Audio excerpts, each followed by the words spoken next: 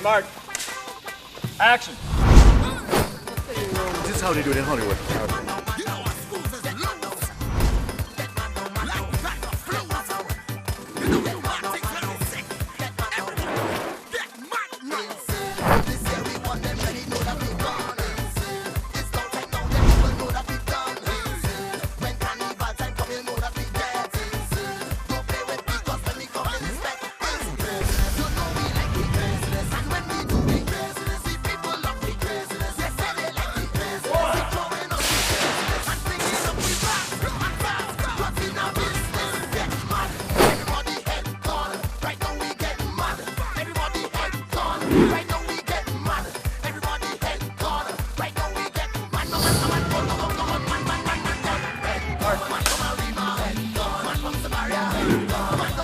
You guys, don't worry.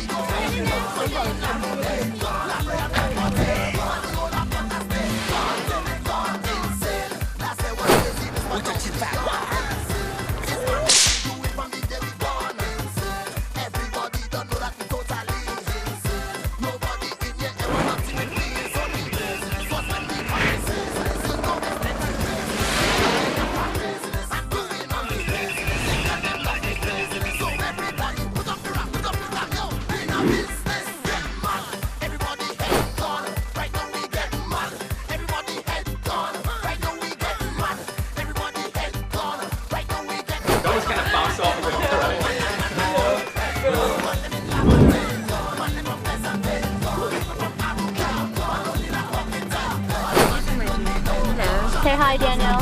Hi, Daniel.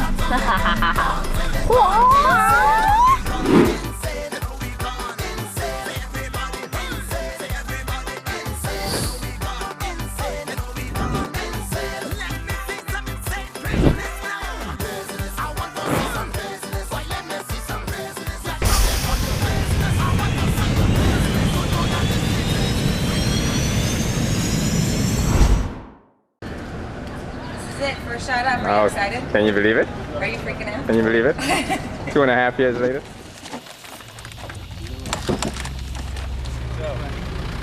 So Chuck leaves, we're going to pick up him. Speeding, Rich. Speed. Hey, Mark. Action.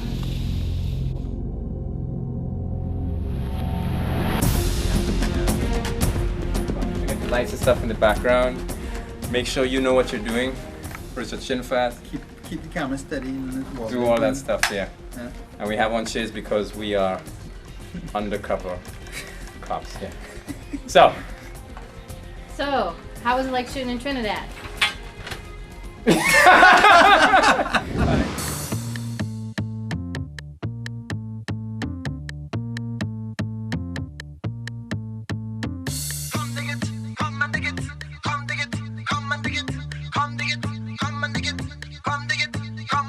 Trinidad was very challenging as a place to shoot. Yeah. So Trinidad is very challenging as a place to shoot. So that means that we have to build everything as we went and motivate everybody and get everything going in a way that we wouldn't have to in any country that already has an industry. So Trinidad was a challenge. yeah, it was a challenge, but you know, like with any low budget film, you're going to have issues and problems. You don't have enough money to hire all the people you need. So that, you know, you're going to have things that are going to slow you down, but you know, it was not a disaster.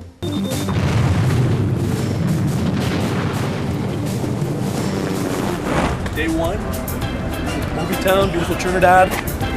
Got a great crew, great producer, Mr. G. Anthony Joseph. And Daniel Springer.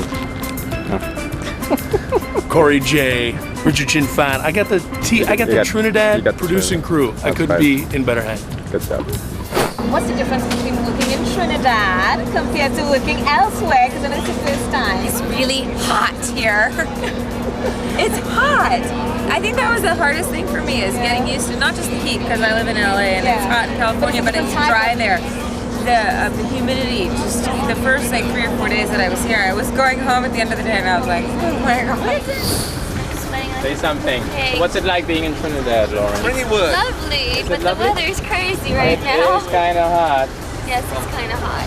Should I look for like some kind of towel to wipe off with? No? Do I look that sweaty? Would you like to go back? Sure, absolutely. I love the weather and the people are beautiful. Definitely. Had a wonderful time.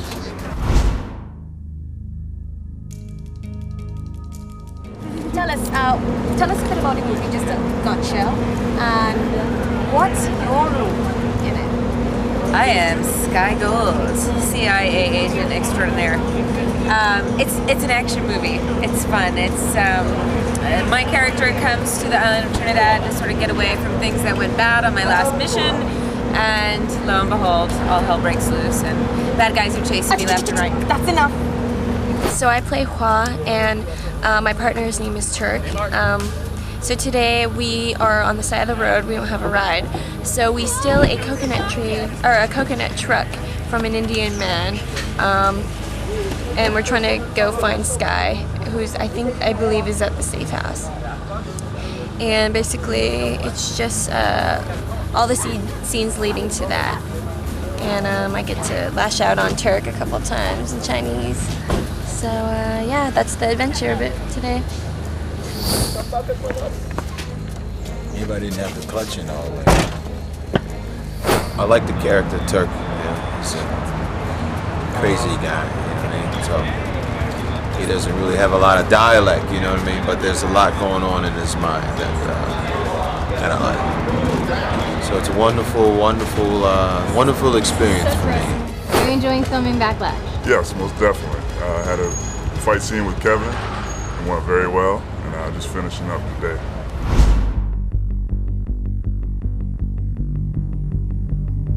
The most memorable thing for me was being up in the helicopter, looking down, and getting the radio call that was about to kill me as soon as I got back to the beach. I'm thinking, we gotta have that. I'm thinking, please land the helicopter on the beach. Because is your director. But look, you were surrounded by army guys. He couldn't kill you. He couldn't kill you. But why did he want to kill you? What did you do? Apparently the explosion was too small. Yes. Yeah. The most memorable moment for me had to be yesterday. Shooting the CIA scenes. That was it showed me, and I know I'm talking about him a lot, but I think that it needs to be said that I did not have to worry about what was going on behind the scenes. Before I left the house, he had called and said, "G, focus on what you need to do. Things are going to be taken care of, and if there are problems that arise, you wouldn't know about them." And I didn't, you know, and unless I wanted to. That was, from a production executive standpoint, that was a turning point for me, I think, with both of our careers and me trusting him. From an acting standpoint, I couldn't ask for anything as a producer and an actor.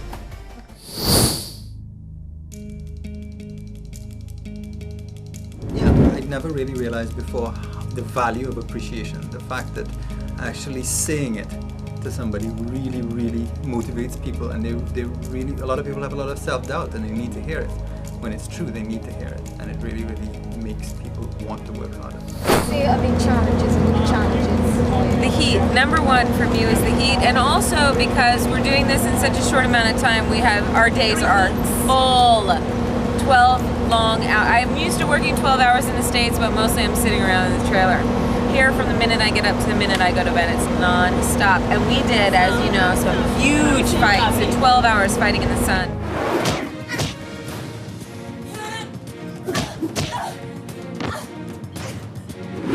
This time I really kind of learned that I don't want to spend years raising money to not have fun. And I think if Corey and I continue to set the trend we're setting, that we want to put the fun back into Hollywood and back into making movies and make it enjoyable for people, that's what my main focus is going to be for these next couple of films we have coming up. I think that making a movie is a hard enough business, and so if you're going to do it and you're going to have a bad time doing it, and you might as well go earn money in a bank. Go do it's a something lot else. easier, Yeah. right? You get a steady check and you don't have to worry about anything. You have good opportunities for advancement and so on. Go work in a bank. But if you want something that's challenging and that can be fun, yeah. you can make it. And I also learned, the makeup lady, what's her name, Jennifer. asked me when she's putting on the makeup this morning for the scenes, she said, she said, "You seem very calm and nothing seems to bother." And I said, "Yeah." And she said, "Why do people worry?" It's, to me, regardless of the problem, she was saying, "Why do people over-exaggerate a problem? Don't over-exaggerate it. It's going to fix. We're going to fix it. We've never not finished the film. That's so right. You just keep going.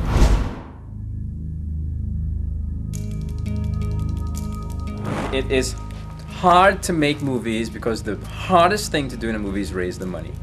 And the reason why it's hard to raise money is because too many investors have lost money because there are too many people who feel they can make a movie without ever thinking about the consequences of paying the people back who paid them. So for all filmmakers out there, before you make a movie, get a script, get good distribution in place, make sure those distributors pay, and make a movie that buyers would want to buy, or else you obviously have money to lose if you're not doing it any other way. Give me your gun.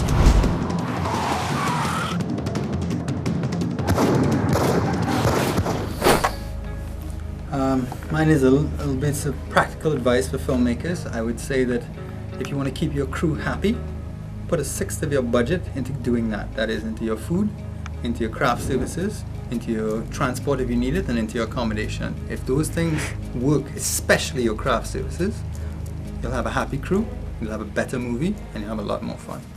And I also want to say that I think even when you have a happy crew, to me, those people need to be happy even before they make a movie. Because they'll never be happy.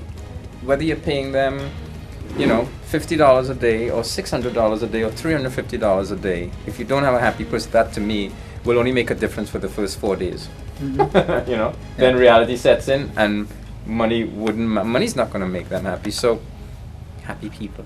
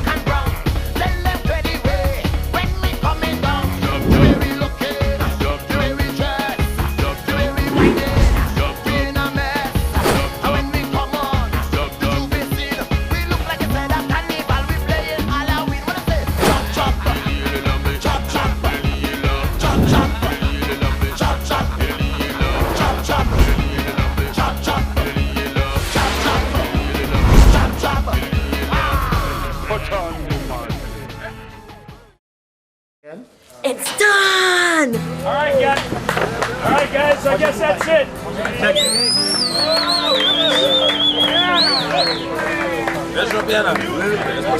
That's a good game, guys. It's a wrap for Trinidad. G. Yeah. Why don't you call it? Yeah. That's a wrap for Trinidad. Thanks, guys. That walks alone. I see this world as my home. My destiny has finally changed. I'll keep this dream that lives in me, and I'll keep going for the world to see. And all I know is I'll move on. So I've cast away my friend today, cast away the pain in me, cast away the world you gave me.